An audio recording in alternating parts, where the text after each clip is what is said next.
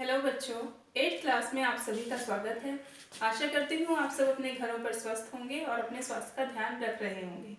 तो स्वास्थ्य के ध्यान के साथ साथ हमें अपनी पढ़ाई का भी ध्यान रखना है और जिसके लिए आज मैं आपको मैथ्स का पहला चैप्टर जिसका नाम है परिमेय संख्याएं और उन पर संक्रियाएं कराने जा रही हूँ। आप इस वीडियो को ध्यान से देखें और सवालों को सीखने की कोशिश करें। तो शुरू करते हैं। परिमेय संख्याएं। परिमेय संख्याएं क्या होती हैं? वो सारी संख्याएं जिन्हें हम P/Q के फॉर्म में लिख सकते हैं। तो नॉर्मली जितने भी नंबर्स को हम जानते हैं वो सारी इंक्लूडिंग ज़ीरो सब की सब क्या हैं? परिमेय संख्याएं कहलाती हैं। जैसे कि 1/2, 2/3, 4/4। ठीक है, तो 1 का मतलब क्या है? 1 को हम 1/1, 2/2 या 3/3 इस तरीके से हर एक संख्या के रूप में लिख सकते हैं। ठीक है, तो 1 भी क्या है? परिमेय संख्या है।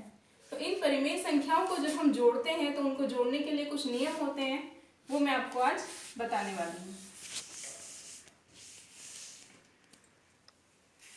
देखिए, मान लीजिए कि हमारे पास एक संख्या है 3/4 और इसको जोड़ना है हमें 2/4 से।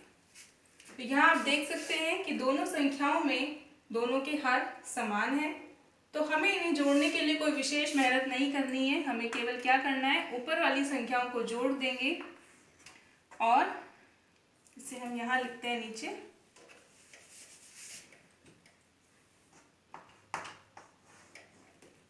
नीचे वाली संख्या यानी कि हर को हम कोई छेड़छाड़, कोई बदलाव इसमें नहीं करेंगे। केवल क्या करेंगे, ऊपर वाली संख्या को जोड़ेंगे और इस तरीके से हमारा आंसर आ जाएगा 3 + 2 बराबर हो गए 5 और नीचे हमारा हर है 4। ठीक है, तो आपने देखा कि जहाँ पर हर समान होते हैं वहाँ हमें संख्याओं को जोड़ने के लिए केवल ऊपर वाले अंकों को जोड़ देना होता है और इस तरीके से हमारा आंसर आ जाता है। अब हम ऐसा ही एक और सवाल करेंगे। जैसे कि हमारे पास है 3/7 प्लस 2/7। तो आप आसानी से समझ गए होंगे कि इसमें क्या करना है हमें। 7 और 7 को नहीं जोड़ना है, 7 केवल 7 ही रहेगा, यानी कि नीचे वाली संख्या जिसे हम हर कहते हैं वो ऐसी ही रहेगी और ऊपर वाले अंकों को जोड़ देंगे और आंसर आ जाएगा 5/7। समझ गए?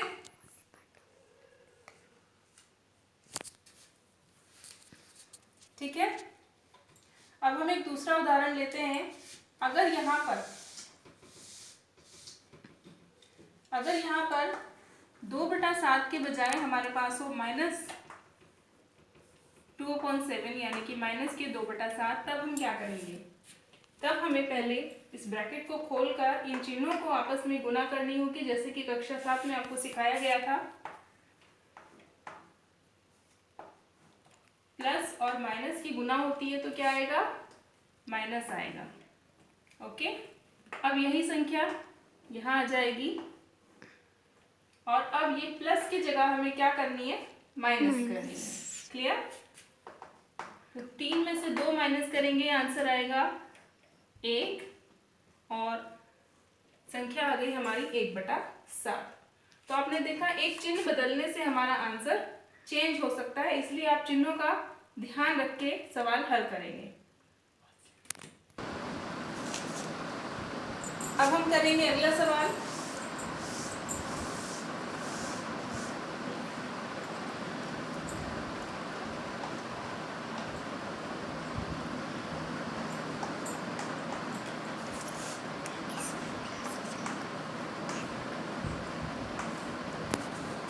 यहाँ हमारे पास संख्या है -4/9 प्लस करना है -2/-9 के साथ। ठीक है, तो यहाँ पर भी सबसे पहले हमें चिन्हों को हल करना होगा। चिन्हों को हल करने के लिए क्या करेंगे हम? सबसे पहले ब्रैकेट्स को हटाएंगे और ब्रैकेट्स हटाने के साथ साथ चिन्हों को भी हल करते जाएं। तो देखिए यहाँ माइनस और माइनस दोनों है, ठीक है, ऊपर और नीचे दोनों तरफ माइनस है, तो क्या करेंगे हम, ये दोनों कैंसिल हो जाएंगे, ठीक है ना। और बचा हमारे पास क्या, ये वाला प्लस, संख्या आ गई 2/9, ठीक है। अब ये संख्या माइनस की है और ये प्लस की है, इन्हें एक साथ लिखेंगे, -4 + 2। तो देखिए यहाँ माइनस की संख्या है एक और एक संख्या प्लस की है, तो प्लस माइनस क्या होता है आप सब जानते हैं, माइनस होगा, ठीक है। तो 4 में से 2 घटाएंगे, आंसर आएगा 2, और क्योंकि 4 माइनस की संख्या है इसलिए आंसर में भी माइनस आएगा, क्योंकि ये जो संख्या 4 है ये 2 से बड़ी है, और जो माइनस की संख्या बड़ी होती है तो आंसर में भी माइनस आता है। तो संख्या आई -2/9। क्लियर? स्टार्ट। अभी तक हमने उन संख्याओं को देखा जिनके हर समान थे। अभी तक जितने सवाल हमने हल किए हैं उन सभी के हर समान थे, तो हम उन्हें आसानी से कैलकुलेट कर पाए, जोड़ पाए और घटा पाए। लेकिन जो संख्याएं ऐसी होती हैं जिनके हर समान ना हो, तब हम क्या करें, आइए देखते हैं आगे। मान लीजिए हमारे पास संख्या है 1/2 प्लस माइनस का 5/6। यहाँ पर दोनों संख्याओं में हर अलग अलग है, तो हम इन्हें कोई भी कैलकुलेशन करने से पहले इनके हर को समान बनाना होगा। वो कैसे करेंगे, देखिए यहाँ पर हर में हमारे पास है 2 और यहाँ पर है 6, ठीक है। तो 2 को हम 3 से गुना करते हैं तो 6 के बराबर हो जाएगा। लेकिन एक बात का हमें ध्यान रखना है कि जब हम नीचे यानी कि हर को 2 से गुना करेंगे और 3 से करेंगे, 3 से 2 को गुना करेंगे तो हमें ऊपर की संख्या को भी 3 से गुना करना होगा। क्लियर है? प्लस माइनस की 5/6। तो यहाँ पर जब हम गुना करेंगे तो 3 एकम 3 और ये हो जाएगा 3 दूनी 6, ठीक है। अब ये प्लस की संख्या -5/6। तो देखिए इन दोनों के हर समान हो गए हैं। अब हमें क्या करना है, प्लस और माइनस को कैलकुलेट करना है, यानी कि प्लस माइनस हो जाएगा माइनस। तो ये संख्या आ गई इधर 3/6 और ये आ गया 5/6।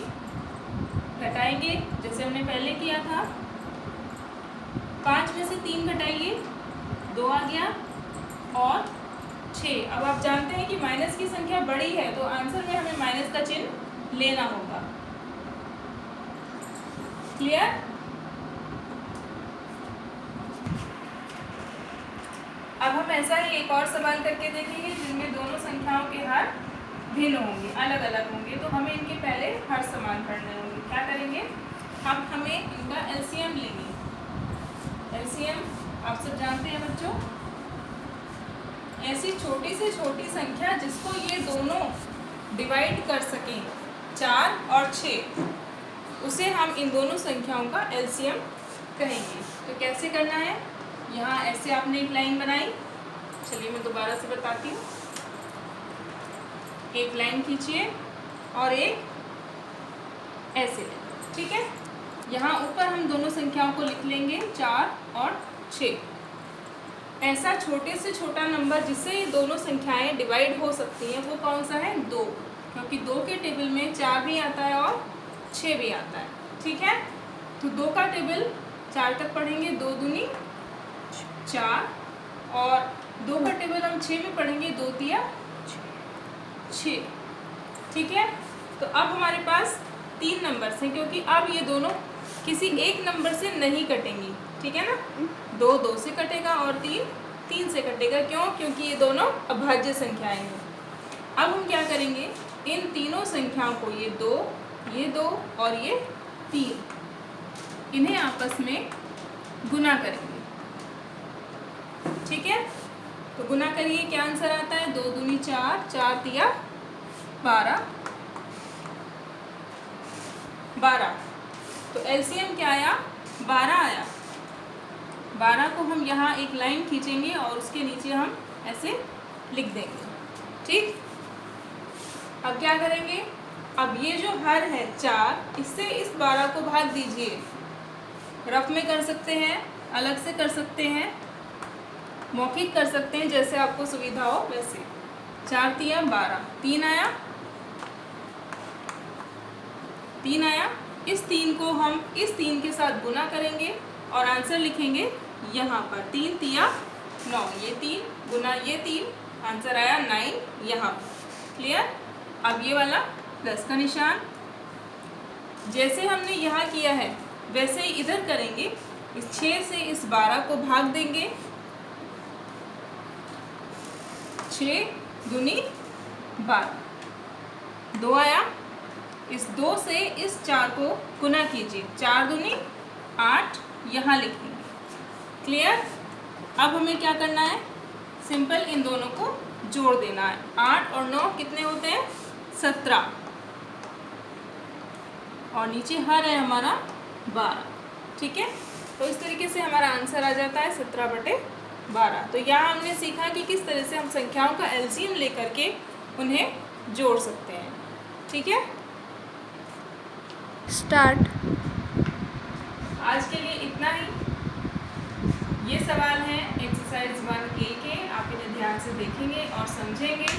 और आपके लिए होमवर्क है फर्स्ट A का जो सवाल है वो आप अपने नोटबुक में सॉल्व करेंगे इन प्रश्नों के आधार पर। और अगर कोई प्रॉब्लम आती है, आपको कोई बात समझ नहीं आती है, तो आप मुझे कॉल कर सकते हैं।